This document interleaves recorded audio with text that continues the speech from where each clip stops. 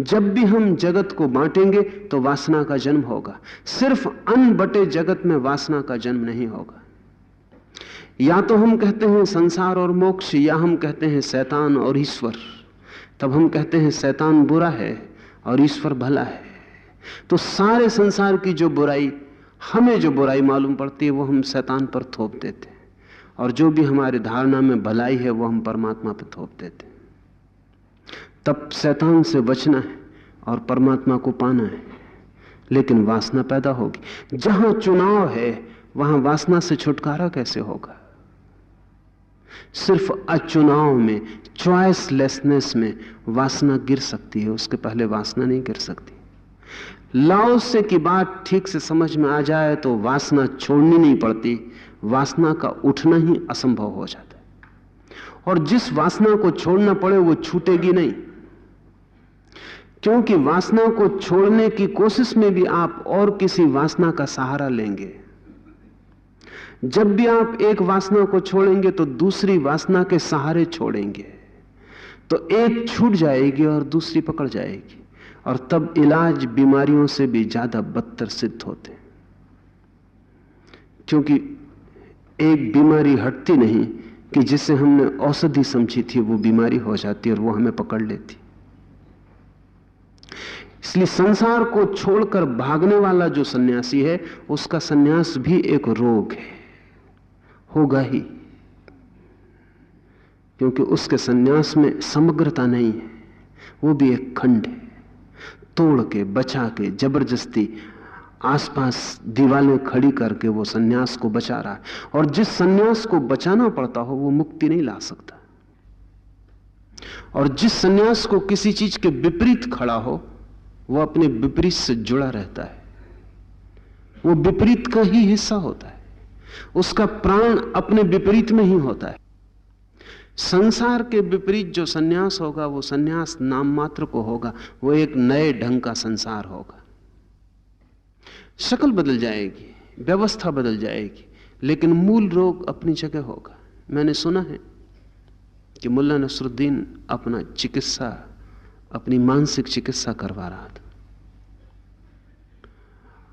वर्षों के बाद उसके एक मित्र ने पूछा कि अब तो चिकित्सा मालूम होता है पूरी हो गई, क्योंकि तुम चिकित्सक की तरफ जाते हुए दिखाई नहीं पड़ते, क्या लाभ हुआ तुम्हें? तो मुल्ला नसरुद्दीन ने कहा कि मेरी बीमारी ये थी कि मैं हर छोटी छोटी चीज से भयभीत हो जाता हूं। ऐसा भी नहीं कि कुछ हो रहा हो तब भयभीत होता हूं, होने की आशंका से, हो ना जाए इस कल्पना से भी भयभीत हो जाता हूं। उदाहरण के लिए मेरी हालत ऐसी थी चिकित्सा के पहले कि टेलीफोन रखा हुआ है तो कहीं घंटी ना बजने लगे, कोई किसी से बात ना करनी पड़े तो मैं कंपने लगता था, घबराने लगता था, और घंटी अगर बज गई तो मैं इतना घबरा जाता था कि मैं उठ ही नहीं सकता था अपनी जगह से। तो उसके मित्र ने पूछा तो अब तो तुम ठीक हो गए, अब क्या हालत है? मुल्ला नसरुद्दीन ने कहा कि मैं अब इतना ठीक हो गया हूं कि अब हालत ऐसी है कि घंटी ना भी बजे तो भी दिन में 20 दफे मैं फोन पे जवाब देता। तब घंटी भी बजती थी तो उठ नहीं सकता था, अब घंटी नहीं भी बजती तो कोई फिक्र नहीं, मैं तो फोन उठा के जवाब दे ही देता। एक बीमारी से दूसरी बीमारी में चले जाना बहुत आसान है, और विपरीत बीमारी में चले जाना तो एकदम आसान है, लेकिन मूल रोग अपनी जगह खड़ा रहता है। जहां भी हम विपरीतता खड़ी करते हैं वहीं उपद्रव हो जाता है। लाओस से कहता है सारा जगत, ये सारा अस्तित्व ताओ का प्रवाह है, धर्म का प्रवाह है। ये यहां माया और ब्रह्म ऐसे दो नहीं है, ये जो माया दिखाई पड़ रही ये भी ब्रह्म का ही प्रवाह है।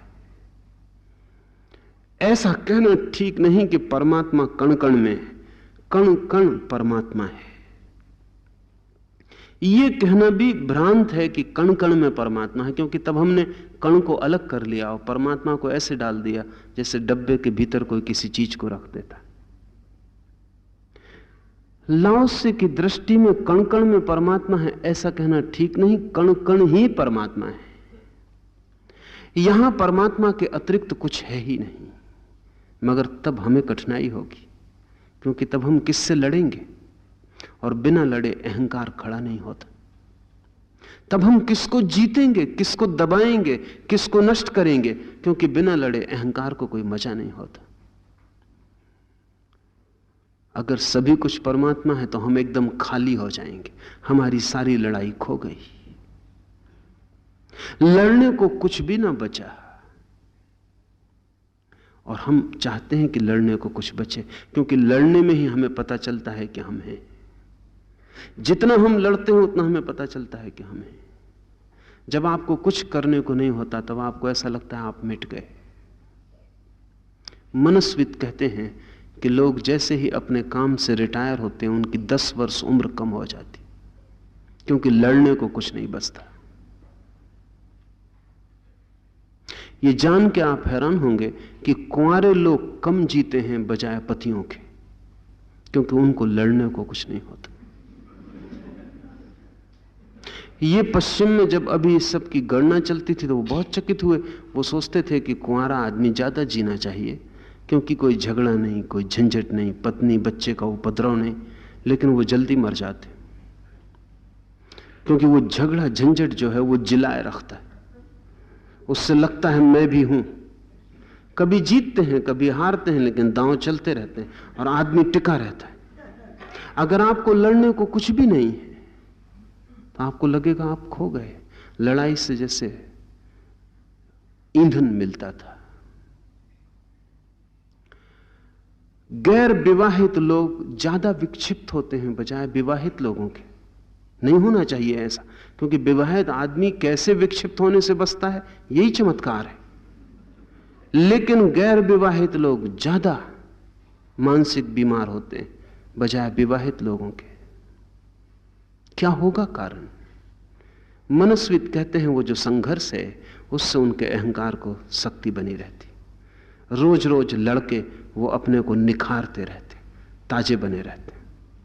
लड़ने को कुछ नहीं होता, आदमी ढीला पड़ जाता, सुस्त हो जाता। आप देखते हैं जब कभी युद्ध होता है तो मुल्क में कैसी जान आ जाती, कैसा हर आदमी तेजी से चलने लगता है और हर आंख में चमक मालूम होती। लोग मर रहे हैं और मुल्क में तेजी की लहर दौड़ जाती। क्या कारण होगा? वो जो संघर्ष है वो आपको खबर देता है कि आप भी जिंदा हैं, आप भी कुछ कर सकते हैं। जब कुछ संघर्ष नहीं तो आदमी खाली हो जाए, फिर उसे लगता है कि मैं हूं या नहीं इसका भी पता नहीं चलता। अपनी आइडेंटिटी, अपना तादात्म्य खोजना मुश्किल हो जाता है। इसलिए सारा जगत प्रतियोगिता में लगा रहता है। सच्ची प्रतियोगिता नहीं तो हम झूठी प्रतियोगिता भी खड़ी कर लेते हैं। अडोल्फ हिटलर ने अपनी आत्मकथा मेन कैंप में लिखा है कि अगर युद्ध ना भी हो रहा हो तो भी किसी मुल्क को अगर जवान रहना हो तो युद्ध की आशंका को बनाए रखना चाहिए कि युद्ध होने वाला है, कि युद्ध होने वाला है। इस आशंका को तो बनाए ही रखना चाहिए अगर मुल्क को जवान रहना हो। असली युद्ध ना हो तो नकली युद्ध की हवा। ये जो कोल्ड वार चलती है दुनिया में वो उसी लिए चलती है, क्योंकि युद्ध हमेशा चलाए रखना आसान नहीं है, लेकिन ठंडा युद्ध हमेशा चलाया जा सकता है। उससे लोग जिंदा मालूम पड़ते हैं। आप भी अपनी जिंदगी में प्रतियोगिता खोजते रहते हैं। अगर बाजार से मन नहीं भरता तो ताश फैला के टेबल पे बैठ जाते, लड़ाई शुरू। ताश के ऊपर लड़ाई शुरू। शतरंज रख लेते हैं। अब घोड़े और हाथी असली लेके लड़ाई पे जाना जरा मुश्किल,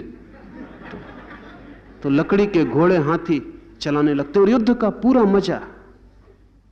आप दिन भर के थके थे, वो थकान एकदम खो जाती। जैसी शतरंज बिछाई गई वो थकान खो गई।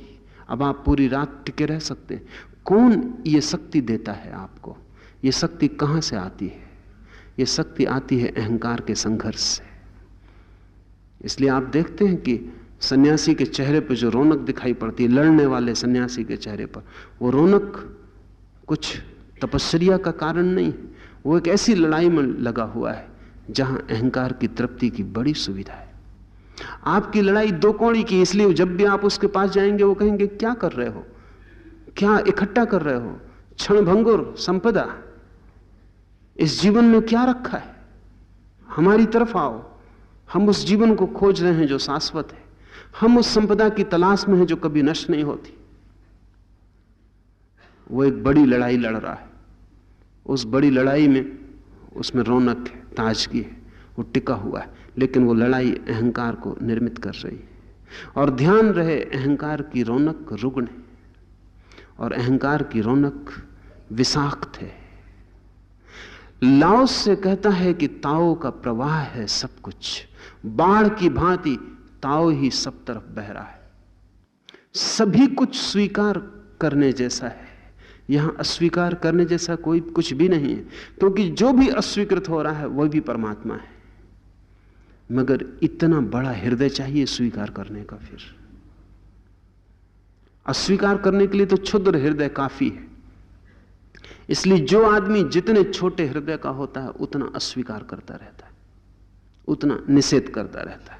ये भी ठीक नहीं, ये भी ठीक नहीं, ये भी ठीक नहीं, इंकार करता रहता है। बहुत छोटा संकीर्ण हृदय है। अगर आप पूरे अस्तित्व को हां कह सके तो ही आपको परमात्मा की प्रतीति शुरू होगी। वो कहीं छिपा नहीं है, वो यहीं प्रकट है। वो सब जगह प्रकट है। सभी रूप उसके हैं, सभी अभिव्यक्तियां उसकी हैं, सभी घटनाओं में वो छिपा है। जिसको हम बुरा कहते हैं वो हमारी व्याख्या है, जिसको हम भला कहते हैं वो हमारी व्याख्या है। लेकिन परमात्मा बुरे में भी है और भले में ही, क्योंकि हमारी व्याख्याएं परमात्मा को निर्धारित नहीं करती।